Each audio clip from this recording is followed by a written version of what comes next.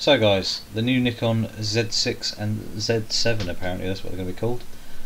Both full frame and mirrorless, with 3 lenses coming soon apparently. I think it's a fabulous idea. I'm a Sony user, have been for many years. In fact, I have been a Sony user since day one of when they took over Konica Minolta.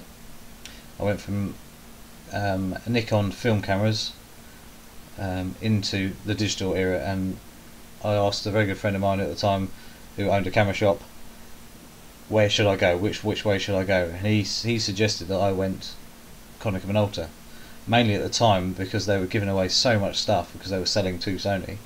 I got so much camera gear for, that's just under £1,000 at the time. I was really pleased with what I got, even though the cameras back then were very clunky. They did the job. There was no video or anything back then, but 6 megapixels. Look how far it's come along. The first Sony was the A700 that came out, and I had that as well. Same, it wasn't full frame, but worked quite well. Still a little bit clunky compared to the Nikon and Canon versions at the time. And then the A900 came out, so I had that as well, side by side. So I got rid of my Konica Minolta bodies, and I just had the A700 and then the A900, and that was a beast, absolute tank. And the quality, 24 megapixels, amazing. But again, really quite loud, and it wasn't all that great. Then the A99 came out, much quieter, a bit more, advanced, worked really well. And then we had obviously video, but with the Nikon and Canon versions keeping up, side by side. Still DSLRs, where we had an SLT in the A99, and then the A7R came out, which I went for, 36 megapixels, and then the A7R2 and A7R3. So I've moved up that line. So I'm now obviously A7R3. Absolutely amazed by it. Absolutely amazed by it. I never, every day I'm sort of blown away by the quality of the images that come from it. The same with the A7R2, believe it or not, it was really good. It's just the difference in image quality from being from the 24 megapixels. The fact you can zoom in and zoom in for editing purposes it's much better, because you can make your edits much tidier. But I'm really looking forward to actually Nikon bringing these out, because it's going to be more competition for Sony, which is going to push them harder. So for a Sony owner, it's going to be good for me. If you're a Nikon owner and you're mirrorless and you're going to go mirrorless, Sony are basically going to push Nikon, so they're going to be in competition, direct competition with each other, and it's going to really work. So that's what I think anyway. And obviously Canon are going to come along at some point with theirs as well. So you're going to have the three top boys really pushing hard to make the mirrorless thing even better. So as a general, look at the whole thing, and the thing, it's brilliant. I don't know why people slag off other companies, this, that and the other. They're all brilliant. I say I used to use Nikon, and obviously now I'm Sony, but it wouldn't bother me if someone gave me a Nikon tomorrow and said, right, use this for a week, get used to it, that's yours now. I'd happily do that if I obviously didn't have to buy everything.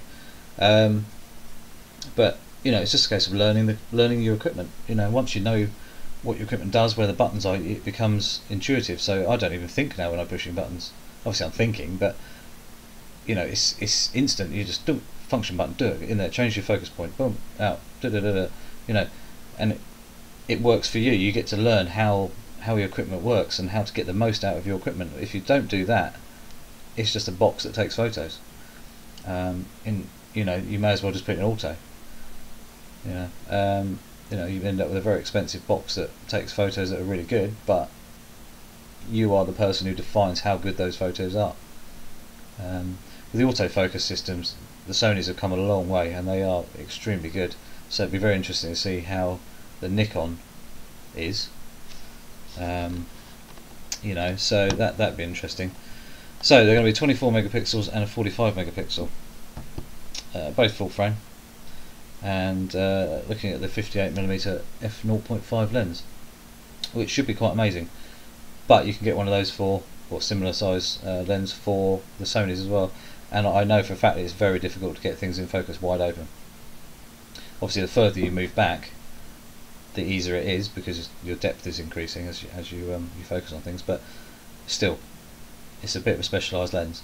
So it should be really interesting to see what they bring out. Obviously, other lenses as well, like the 24-70 f4, 50 f1.8, 24mm f1.8, and 28 and a 35.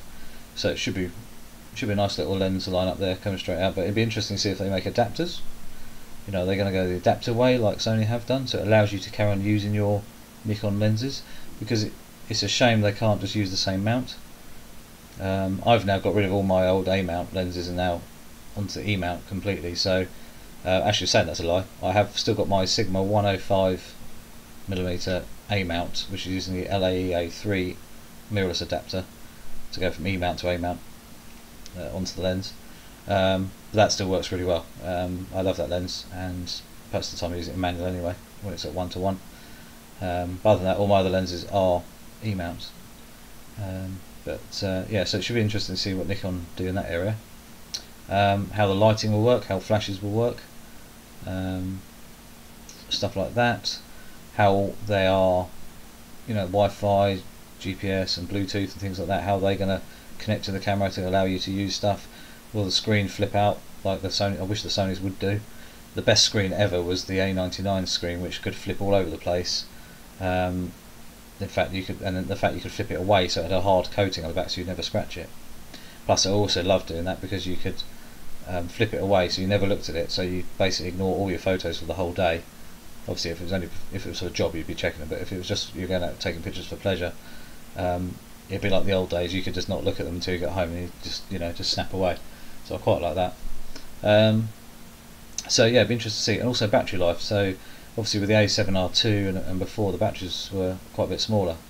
Now with the A7 III, the A7R3 and the A9, the batteries are much larger, and the batteries last all day. Really good. So there's a big look at that. Also the negative bits of the Sonys, where they reckon the weather sealing under the underside of the cameras were inferior, but I've never had an issue. I have used mine in heavy rain, no troubles at all. And in fact, you can see on my YouTube channel there's me using the A7R3 in heavy rain for a good hour and a half, no issues at all. I think if you spray a hose at any camera for a period of time at 20-25 psi, that's quite a bit different to a raindrop falling out of the sky, even with wind behind it. It's nowhere near that pressure in a focus point as well. So a little bit dubious about that, but I can say I've used my cameras all in heavy rain over the last 15 years, anywhere from into the film to out, to digital. So I'm not that bothered. Trust your gear, it works. It's designed to work in rain, especially the higher end stuff. And it'd also be interesting to see what other lenses, say Sigma, bring out, Tamron, Zeiss, people like that will bring out the mounts for the Nikons.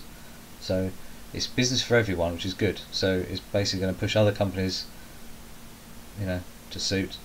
And it'd be interesting to see if Nikon use a multi-hot shoe kind of design, a bit like Sony as well. So you've got all the contacts at the front of the hot shoe, which give you different things. So you can have, different things there, like microphones and lighting and power and things like that it allows you to do.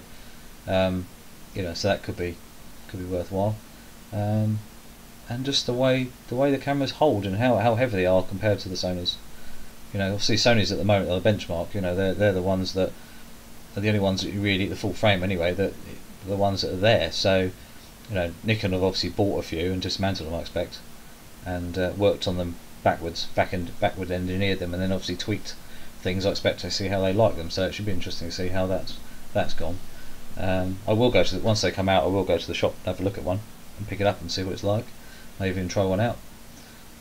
But I say, what the Sonys do for me, and how I use them, how I've learnt how to use them, I'm not very likely to change. So anyway, guys, let me know, comment below, see what you think. What are your thoughts on it? Are you a Nikon user or a Canon user? If you're a Canon user, how long are you going to wait before, are you going to change to Nikon or Sony from Canon, or are you just going to wait for the mirrorless to come?